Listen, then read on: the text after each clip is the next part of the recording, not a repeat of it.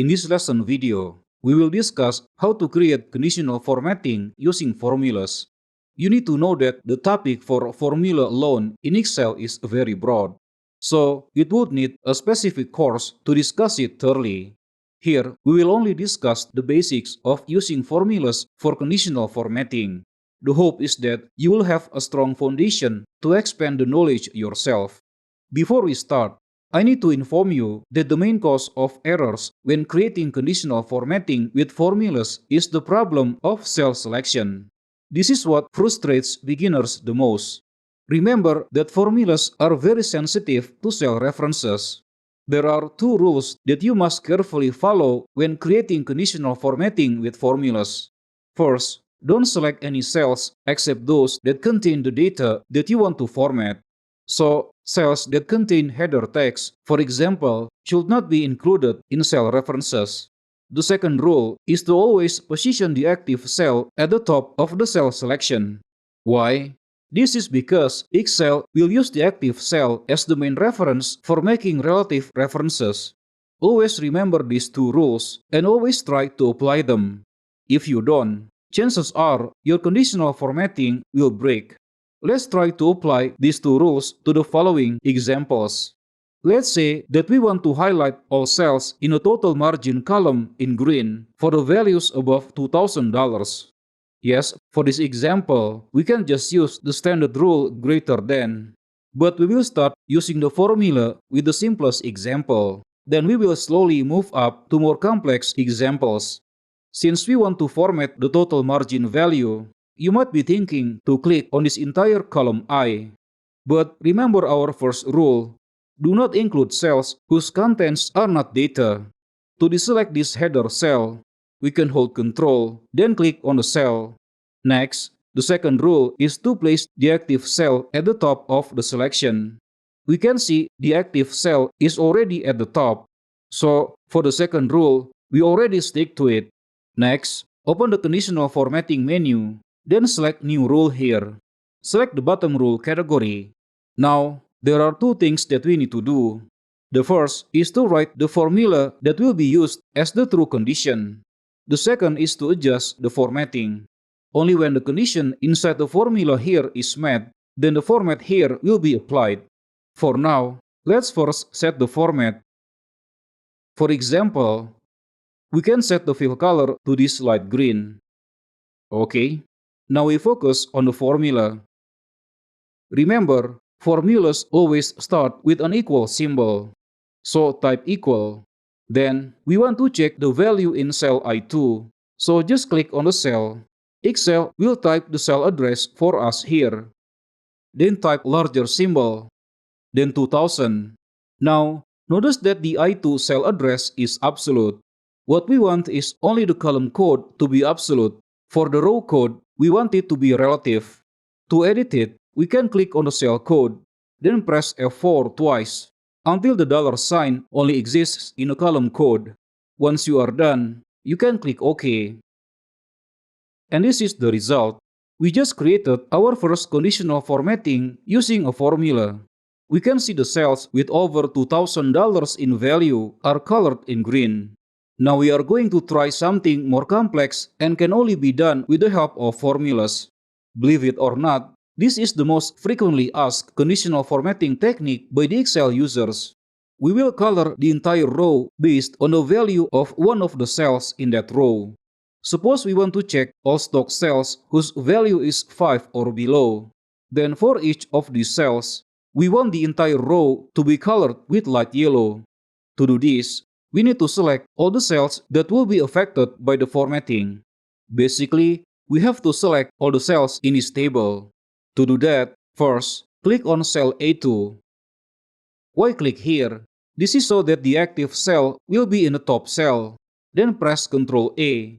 Excel will automatically select all cells that contain data that are contiguous with the cell A2. But this also means that all the cell headers are selected. Remember our first cell reference rule. We have to remove all these header cells from the selection. For this, we can hold Ctrl, then click on row 1. Now all cells in the first row are selected. If we hold Ctrl and click again, All cells in the first row are no longer selected. So now the first rule has been fulfilled, and we also have the active cell positioned at the top.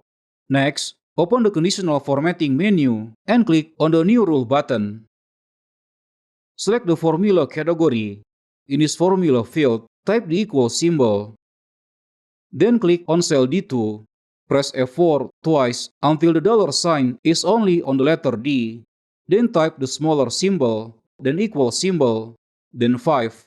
If the smaller and equal symbols are combined like this means we are looking for a value that is less than or equal to 5. If you are done, do not press enter, because pressing enter will close this formatting rule window. First, click on the format button and change this fill color to this light yellow. Then click OK. Before we click the OK button again, I want to share a tip that I think is very important, especially if you often work with formulas. When the text cursor is in the formula field, if you press the arrow keys on the keyboard, instead of moving the cursor, Excel will type the reference code from the position of the active cell. Each time we click with the mouse and press the right or left arrow key, again, Excel types the new cell reference code into it. So, is there a way to move the cursor text with the arrow keys? The answer is yes, and that is by pressing the F2 key. So, if we click with the mouse, then press F2, now we are in the text editing mode. We can move the text cursor with the arrow keys left or right. With this, we can easily clean up the faulty code if needed. Now, if you want to go back to cell reference pointing mode again, you can press the F2 key again. Now, just like before, if you press the arrow keys, the active cell will move and the cell reference code will be typed as before. For now, I press F2 again and clean up the code so we have what we need. Once it is done, just click OK. And this is the result. When the value in the stock cell is 5 or below, then the entire row will be colored yellow. You can see also that the yellow formatting covers the green ones. This is due to the stacking effect of the rules we discussed earlier. If we open the Rules Manager window, we can see that the yellow rule is above the green rule. For now, I am erasing this green rule, and we'll try the next technique by simply editing this yellow formula. Now, we will try a more complex formula technique. Suppose we want to know which products are profitable, but at the same time, they are running low. Of course, if you own a shop, you want to prioritize the stocks for items that are highly profitable first, rather than those that are less profitable. That is, if you have a limited budget to purchase new products. Let's say we want to find products whose total margin is above $2,000, but there are only 5 or below in stock. Yes, this is like combining the two previous examples into a single rule or formula. We can just edit this rule because the cell reference is already correct according to our need. To combine two conditions, we can use a special function called AND. To do this, click in this formula field, press F2 so we can use the arrow keys. Then insert the word AND with all capital letters at the beginning after the equal sign. Type open parentheses. We already have the first condition here. What we need to add is the second condition. For that, first, type a comma as a separator between conditions. Then click with the mouse cell I2. Press F4 twice to change the row code to a relative type. Then type a greater symbol, equal sign, 2000. Then a closing parenthesis. Once you are done, you can click OK and click OK again. And this is the result. From these examples, I hope that you now have a new insight into how powerful conditional formatting can be if combined with formulas.